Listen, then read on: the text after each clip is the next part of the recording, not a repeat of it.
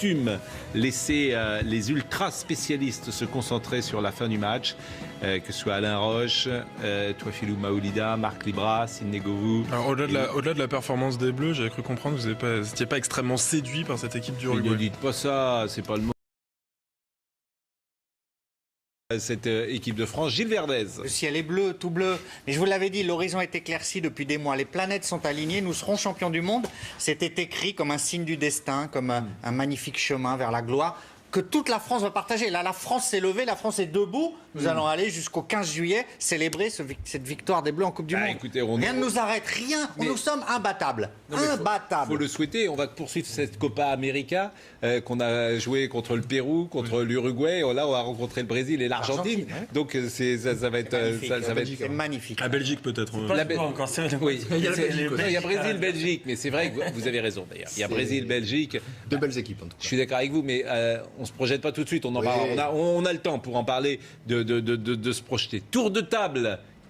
Marc Libra, puisque vous aviez la parole. Ils ont été assez bons pour faire déjouer cette équipe, certes qui ne montre pas grand-chose, mais en tout cas ils ont coupé de tout, ils les ont empêchés de jouer de tout. Non, parce qu'on dit souvent, face à personne, il y a aussi la façon, tout ce qu'ils ont pu mettre, tous les ingrédients, pour pas disjoncter. On a failli disjoncter à l'heure de jeu à peu près, mais là finalement ça s'est vite calmé. Heureusement pour Pogba qui avait déjà un carton. Puis à l'arrivée, je pense que du début à la fin, ils ont été très bien dans tous les sens du terme, je trouve, vraiment. Alain Roche.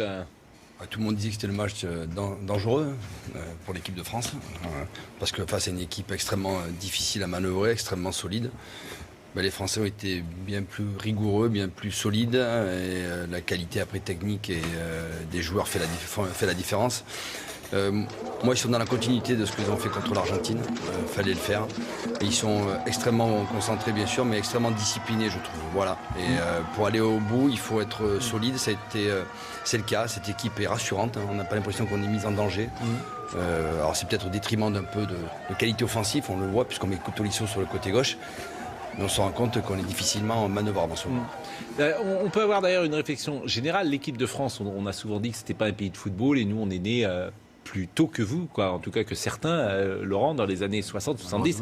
On vient de faire depuis 1982, ça va être notre 5e demi-finale quand même. 5e demi-finale de Coupe du Monde, 82, 86, 98, 2006, et là on sera en demi-finale. Donc c'est quand même, on entre... On est une grande nation du foot, puisque tous nos joueurs français jouent à l'étranger. C'est ce que je vous dis, veux vous dire, c'est-à-dire que depuis 35 ans, depuis 36 ans, il y a eu une dizaine de Coupes du Monde, une fois sur deux, on est en demi-finale de Coupe du Monde. Il y a une grande formation chez nous, il y a vraiment un grand vivier chez les jeunes, on forme très bien, il y a des beaux entraîneurs, les joueurs partent à l'étranger pour confirmer, franchement, je trouve que... Bon, ça vous a plu ? Ouais, mais ça m'a plu, mais je me dis, est-ce que c'est la France qui est très forte ou l'Uruguay qui est très faible ? Voilà, il faut dire les choses comme elles sont, à la sortie. Je pense que la France a maîtrisé vraiment, j'étais déçu par l'Uruguay. Vraiment déçu parce que je pensais que c'était une équipe qui est quand même plus compétitive que ça. Depuis 3 jours, on annonce moins émerveillé cette équipe. C'est le match le plus dangereux de la Coupe du Monde. À l'arrivée, c'est le plus facile. Je ne les ai pas trouvés spécialement. Non, mais c'est ça qui est le plus facile. C'est plus facile que le Pérou. C'est plus facile que le Danemark. Défensivement, c'est solide. Le premier but qu'ils prennent sur coup franc, franchement, j'attendais plus au niveau du marquage. Bon, après, l'équipe de France a su très très bien jouer, bien préparer ce match, elle est très bonne tactiquement, très concentrée. Donc tant mieux, c'est bien. Sidney Govou. Ouais, c'est un match pas bizarre, mais c'est un match où il y a eu beaucoup d'intelligence de jeu, je trouve. Les Français ont vraiment été intelligents dans le jeu. Tactiquement, c'était quasiment le coup parfait. Et ce qui ressort de ce match, c'est qu'on n'a jamais paniqué. On n'a jamais eu de moment où on s'est dit il y a la règle Loris à la rigueur. Ce qui ressort de ce match, c'est qu'il n'y a pas beaucoup d'émotion en fait dans ce match, disons-le. On est là, on poursuit l'aventure. Après, à un moment donné, il va falloir sortir un gros match en demi-finale. Mais j'ai l'impression que Deschamps a structuré son équipe comme lui il est, c'est-à-dire sereine, tactiquement parfait. On prend pas de risques, on prend pas de but. Et après, on a des joueurs de génie où donc l'erreur de gardien de temps en temps, ça arrive aussi. Et on arrive à faire la différence. Pascal, par rapport à l'émotion, il n'y avait pas beaucoup d'émotion dans le parcours de l'Allemagne en 2014 ou de l'Espagne en 2010. Voilà, l'important c'était de marquer les matchs de son empreinte. L'équipe de France le fait pour l'instant. Je suis comme vous, heureux, content, joyeux, c'est merveilleux. L'équipe de France est en demi-finale de Coupe du Monde. C'est la 5e fois de son histoire récente. Il y avait également une demi-finale en 58. C'est formidable, etc. Comme vous, J'ose à peine dire que l'Uruguay, c'est... On est déçus par les oppositions. Et voilà, je ne veux pas vous dire autre chose. J'ai le droit de dire que l'Uruguay m'a déçu. En fait, ce match, c'est pas un grand match de Coupe du Monde. Voilà, qu'est-ce que tu veux que je te dise? Tu veux que je te le dise? Je te le dis. C'est pas un grand match de Coupe du Monde, mais on est en demi-finale. T'es content? Alors flamme-toi pour ça, parce que je dis ça. Dans la rue, elle va venir vous voir. Mais elle va venir me voir, la France, qui vient de me voir. Je lui dirai de venir. Celui d'avant l'été contre l'Argentine, c'était un grand match de Mais Coupe oui, du Monde. voilà. Vous avez vibré. Vous avez vibré, mais là... C'est magnifique comme match. On a éteint l'Uruguay. Nous sommes tous nés le 6 juillet 2018. C'était aujourd'hui. Et vous faites oui, c'était pas un grand match, pas une grande équipe. Mais je dis pas ça. On les anesthésie. Je suis content qu'on soit en demi-finale comme vous. Mais on anesthésie l'adversaire. Face à nous, personne n'existe. Voilà. Mais ça, c'est vrai. Voilà. Mais attends 2 secondes. Toi, Philou Maoulida. Merci les Bleus. Voilà. Merci Dédé. La cravate porte-bonheur va continuer. Encore pour un tour. On est à une marche de la finale.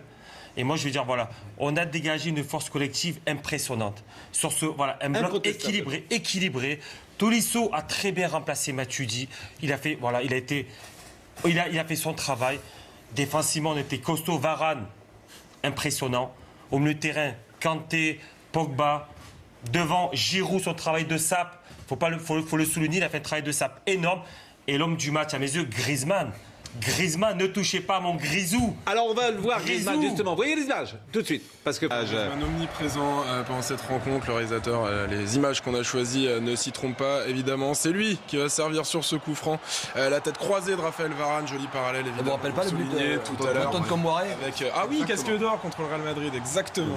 Qu'il apparaît dans l'écran au dernier moment. Exactement, il apparaît, il met sa tête, ça fait 1-0. Et puis le pauvre Fernando Muslera, champion de Turquie cette saison, sur cette frappe d'Antoine Griezmann qui célèbre tout en pudeur ce but, déjà parce qu'il est très attaché à la culture uruguayenne et puis parce que ce but est assez... Uruguay, c'est vrai. C'est lui qu'ils ont pris dans le jeu, c'est incroyable. Oui. Bonjour. On est content. Pour tout vous dire, je suis en train de regarder. Je suis en train de regarder forcément sur les réseaux sociaux la couleur et la tendance de ce qu'on dit. Moi, je trouve qu'on n'a jamais tremblé et ça, c'est absolument formidable. Tant mieux. Non, mais on avait dégageons une fois. Non, mais on est content que la France soit là. On est déçu de cette Coupe du Monde par rapport à qu'il n'y ait pas des grosses équipes. Alors que tu peux pas dire que l'Uruguay, qui est quart de finaliste, en termes de jeu ce soir, présente. Alors, mais elle n'a jamais eu de jeu. Qu'est-ce que vous attendez? Non, mais bon, c'est des quarts de finale quand même. Non, mais je sais même, on avait décelé des lacunes sur l'équipe de France pendant les matchs de poule. On le disait. Non, mais Gilles, arrête. J'ai pas trouvé, moi. Si, même ce dernier match, tu l'as avoué contre le Danemark. Mais non, mais je veux dire. Il est de mauvaise foi. Non, mais, donc il n'y a rien à dire. Si tu n'as pas trouvé que certains y avait des lacunes au premier tour, tu le sais très bien. Mais c'est pas le sujet. Ah, d'accord, très bien. Pas de lacunes, pas de sujet. Très bien. Ce que je veux dire, on voit cette équipe qui, de mieux en mieux, et elle rencontre des adversaires qui sont meilleurs, puisqu'ils sont soit un huitième de finale, l'autre en quart de finale. Donc, à un moment, je me pose la question si c'est pas l'équipe de France qui est bien meilleure que tout le monde aussi et qui fait déjouer les autres. C'est ce qu'il faut dire. Parce qu'elle a quand même un système de jeu qui vous fait peut-être parler, mais elle perturbe énormément de monde. Ce soir, elle n'est pas mise en danger à part sur des coups de pied arrêtés. On n'a pas mis non plus beaucoup en danger cette équipe uruguayenne, mais elle a eu toutes les équipes de la Coupe du Monde ont eu du mal face à ces Uruguayens. Donc voilà, savourons. On verra contre le Brésil. Et si on gagne le Brésil, vous allez dire quoi? Que le Brésil n'a pas été bon ou Thiago Silva. Ah, mais vous avez raison. Voilà. Vous avez raison. Tiens, alors on va voir la couleur. Ou la Belgique, je sais. Oui, voilà, exactement. Tu as raison. Félicitons. Voilà. Vous n'avez pas vu de faille ce soir, Pascal? Aucune. Mais moi, je vous le répète, je trouve que cette équipe de France est solide, concentrée, sereine, précise, technique, talentueuse, etc. À l'Euro, elle était aussi. Non, mais à l'Euro, il y a 2 ans, elle était. Et elle nous sort un gros match contre l'Allemagne. Pascal. C'est pour ça qu'on n'est pas dans cette dimension. Moi, je ne partage pas ça. Je trouve qu'elle ne sort pas un gros match contre l'Allemagne. Pour le coup, elle a de la chance contre l'Allemagne. Complètement. Elle est complètement dominée. Et pour moi, c'est le miracle des loups. C'est pas du tout la même chose. Non, mais justement, parce que ton opposition, elle est différente. Non, mais tu trembles contre l'Allemagne. Mais c'est normal, ton opposition. Jamais. Mais sûrement, l'Allemagne, il joue au ballon. Ils ont le ballon, ils savent quoi en faire. Ce soir, l'Uruguay. Non, mais on est plus fort. Non, mais l'Uruguay, dans le jeu, elle te propose pas. Alors après, on est plus fort qu'il y a 2 ans. Et je pense on est beaucoup plus fort. Les latéraux, on n'avait pas Pavard, Hernandez. Je veux dire, Varane est meilleur, Pogba est meilleur. Je veux dire, on n'avait pas Mbappé. Voilà, on est beaucoup. Moi, je trouve qu'on est beaucoup plus fort. On était avec Dimitri Payet devant. C'était. Pascal, je vous comprends pas la même. Parce que elle n'avait jamais été menée au score. Et on a vu ses faiblesses dans le jeu. Je veux dire, on ne sentait pas qu'il y avait un joueur qui pouvait amener un plus offensivement. Je veux dire, le fait de l'absence de Cavani, bon, on ne va pas le répéter, mais bon, ça se note. Ça change tout. Mais c'est pour ça que... Où on fait une analyse du match, où on est content que la France ait gagné. Après, si on part une vraie analyse du match, on ne peut pas dire que la France, et dans ce match-là, elle a été inquiétée à aucun moment. Après, comme il le dit Alain, où c'est vraiment la France qui est au-dessus de tout le monde et elle fait déjouer vraiment les autres, c'est-à-dire que les autres, tu ne les vois pas, ou alors c'est que l'opposition, pour le moment, elle n'est pas encore assez solide pour juger de la vraie qualité. Bon, juste pour voir si les supporters partagent votre avis, Laurie Canac est en direct avec nous. Laurie, vous êtes à Pantin, on vous a vu tout à l'heure. Je voudrais que vous nous donniez la couleur, la sensibilité des supporters qui sont avec vous. Est-ce qu'ils sont comme nous, j'ai envie de dire, lucides, évidemment heureux, mais une part de lucidité de dire attention, l'adversaire ce soir n'était pas du top niveau, ou est-ce qu'au contraire ils disent cette équipe de France est merveilleuse et elle va gagner la Coupe du Monde? J'ai l'impression qu'ici, ils sont plutôt optimistes et qu'ils pensent que l'équipe de France va vraiment gagner la Coupe du Monde.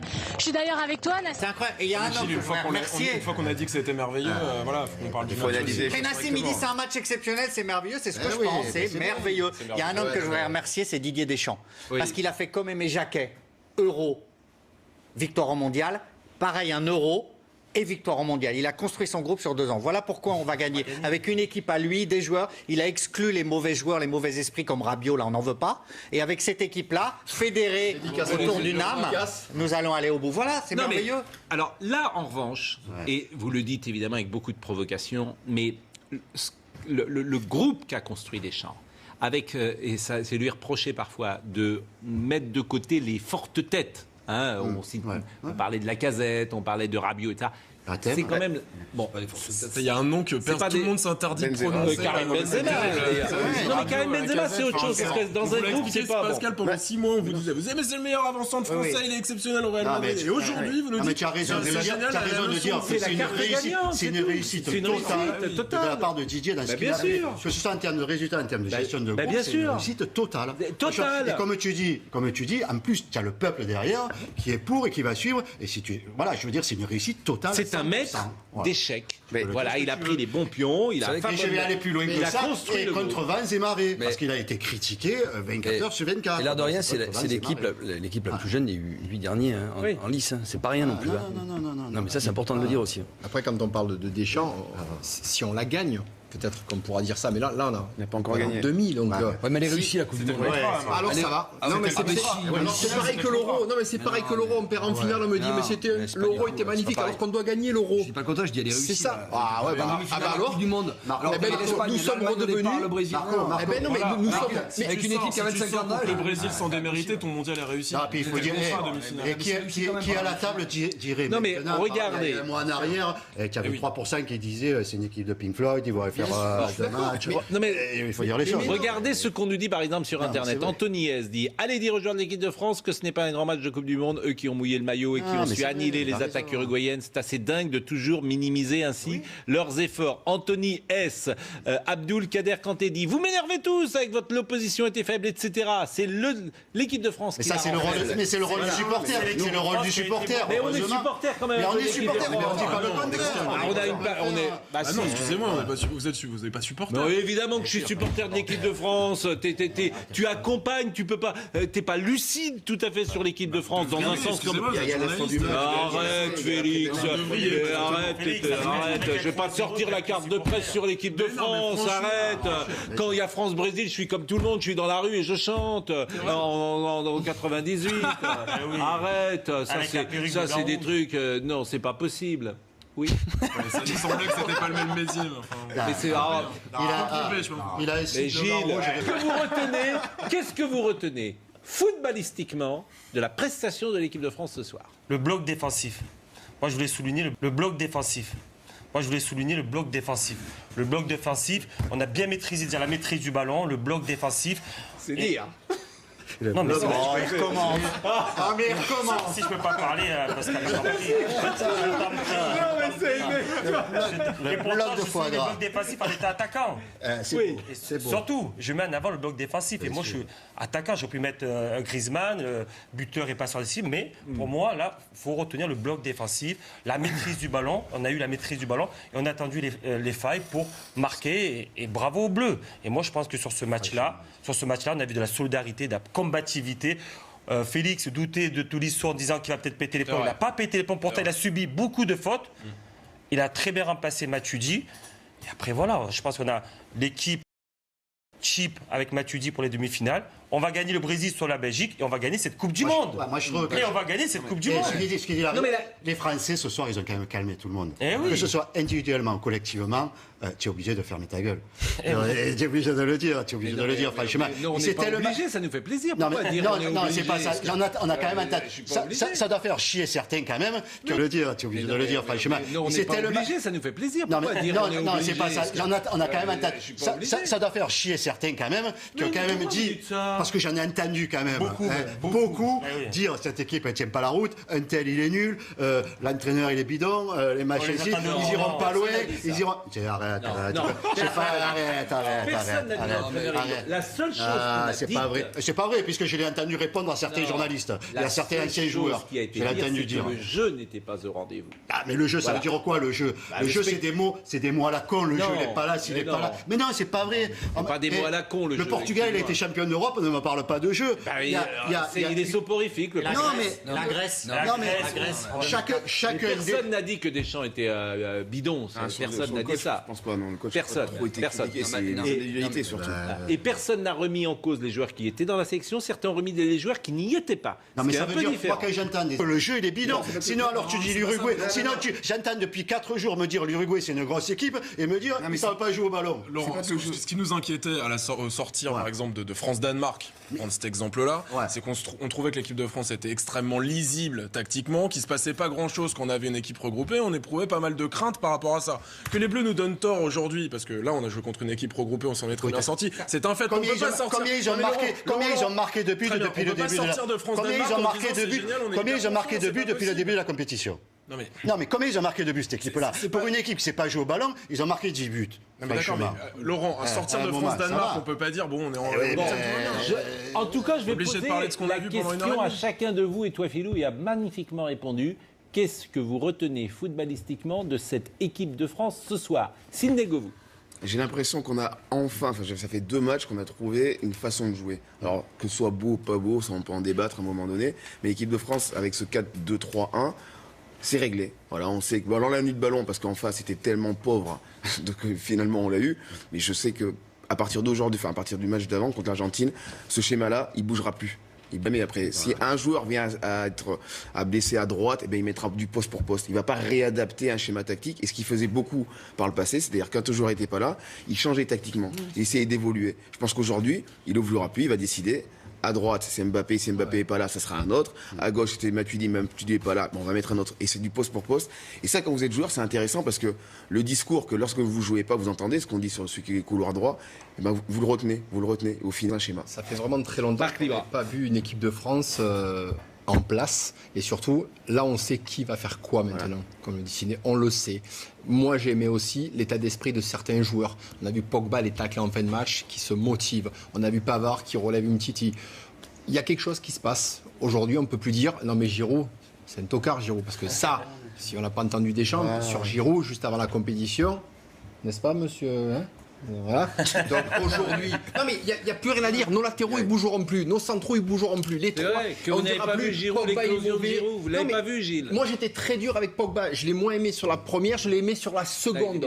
Mais oui. Maintenant, on est sûr et certain. Et aujourd'hui, vous savez, quand vous travaillez sereinement dans l'équipe de France ou comme l'équipe du Brésil, vous le savez 5 jours avant, tu vas jouer titulaire. Là, s'il n'y a pas de problème, ces joueurs-là vont jouer face au Brésil. Marco, nous, on n'a pas, en tant qu'ancien joueur, on n'a pas le droit de juger des joueurs par rapport à un collectif. Tu sens que ce collectif-là, quand même, il est bien huilé dès le départ. Mais maintenant, oui. Non, mais c'est vrai. Mais je ne comprends pas votre phrase, Laurent. On n'a pas le droit de juger des joueurs par rapport à un collectif. Non, de dire qu'un Giroud, il n'est pas bon, d'un mec qui ceci, il n'est pas bon, que Griezmann, il n'est pas s'il n'est pas là. Tu veux pas sortir les performances individuelles des joueurs par rapport avec cette équipe-là depuis la compétition, je trouve que tout le monde est dans le bon bon tempo, que tout le monde, collectivement et individuellement... Plus personne ne peut parler de Giroud ou de Pogba ou de... Là, on avait les... Quand on est mort, on dit, bon, on a Kanté qui est pas mal. Non, c'est plutôt pas mal. Dès le départ, Marco, moi, tu le sens que cette équipe-là, elle va aller loin. Ce matin ou hier soir, on entendait, on se fait du souci pour Lloris. Ce matin et hier soir, encore sur certaines émissions. Ouais, Lloris, quand même, bon... Non, mais on l'a entendu. Donc aujourd'hui, c'est fini. Autour de ça, on ne pourra plus rien entendre. Et c'est l'unité derrière cette équipe. Regardez, cas unique, nous dit hallucinant que l'équipe de France ne trouve toujours pas grâce à vos yeux après une victoire. Même l'Arc Libra qui était... voilà...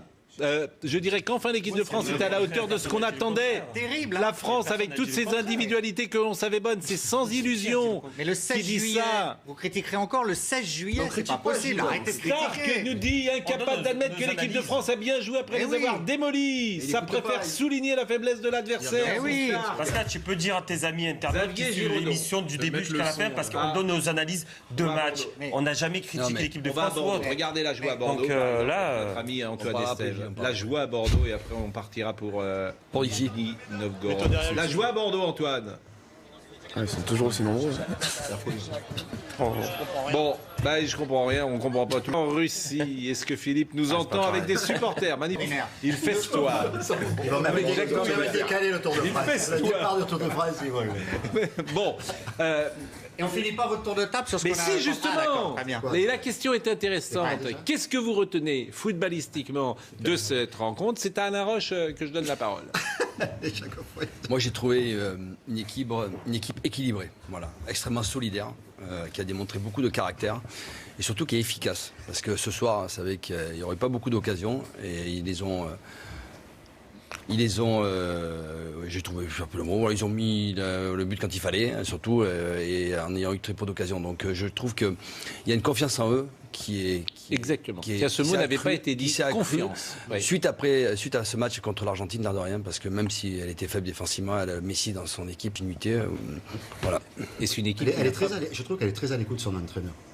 Franchement, au niveau de leur discours, quand on en parle individuellement, collectivement, tu sens que les mecs, ils s'appliquent vraiment à faire ce qu'on leur demande. Exactement. Il n'y en a pas un qui part en brioche, qui dit d'un coup, je vais aller presser ou je vais... C'est son choix. Bien sûr, c'est un échiquier. C'est Kasparov. Didier Deschamps, c'est Kasparov. Celui qui bouge. Regardez les images de fête, me dit-on, sur les Champs-Élysées. Est-ce qu'on peut voir des images? Alors, est-ce qu'il y a beaucoup de gens sur les Champs-Élysées ou est-ce qu'il y en a? C'est noir de monde, c'est fantastique là, ce qui se passe. On n'en sait rien puisque là on est quasiment au ras du bitume. Donc c'est sur les Champs-Élysées. On distingue derrière, effectivement, vous le voyez, l'Arc de Triomphe. Et c'est reparti, on l'espère en tout cas. Bon, Gilles, vous nous avez fait une analyse lyrique. Alors là, regardez, il y a un petit peu de monde, mais ça reste... C'est le 14 juillet avant l'heure. Une nation est née. Là c'est une nation est née. Ça, c'est la Grande Armée, ça. C'est pas les champs, c'est la Grande Armée. Ça, c'est l'avenue de la Grande... Non, c'est pas l'avenue de la Grande Armée. C'est le départ de la Grande Armée, ça, messieurs. J'ai l'impression que... Je crois pas. L'avenue de la Grande Armée, elle est dans le prolongement. Elle est dans le prolongement. Moi, je pense que c'est, pour tout vous dire, ça doit être... Début de la Grande Armée. Une des avenues perpendiculaires à la Grande Armée. C'est la Grande Armée. La Grande Armée n'a pas été taxée à une époque.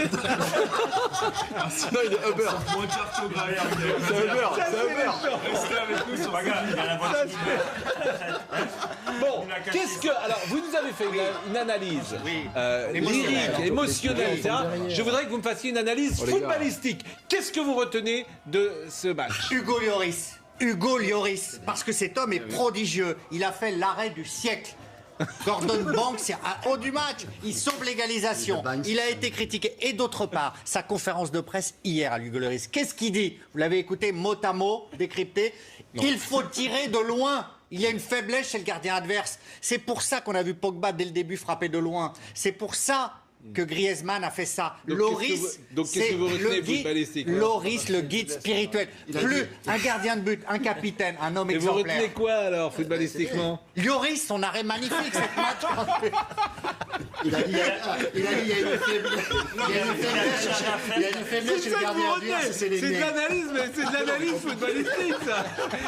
Il a dit en conférence de presse, Lloris, voilà, vous êtes Pascal, c'est complètement L'homme fou. du match, c'est Lloris, voilà pour moi. Pascal, c'est beau parce que Lloris il avait qu'un arrêt à faire, il a fait. Je Pour un suis gardien, d'accord. Des grands gardes. Un grand Moi, gardien. j'aime la passionne, parce que Mais- faut être passionné. Faut être passionné. Mais il en veut plus, Non, mais Pascal, il en veut il plus. faut être passionné. Non, mais c'est un super arrêt qu'il fait, Loris. C'est un arrêt exceptionnel. L'arrêt du mondial. L'arrêt du mondial. Voilà, je retiens ça, moi. C'est Mais une oui, image mais forte. je suis d'accord avec vous, mais j'attendais de vous peut-être une analyse Sur l'équipe. footballistique un peu plus pointue. Non, mais n'en demande d'un pas trop non expert. plus. N'en Là, demande j'avais pas l'impression. Là, si vous me tu permettez, déconnes, avec tout le respect que j'ai pour vous, j'ai l'impression d'être au balto avec Gégène qui me dit ah non, il a été bon, il a fait un arrêt. Bon, d'accord. Ce qui ne me dérange pas, je peux être comme ça aussi. On va marquer là une page de publicité.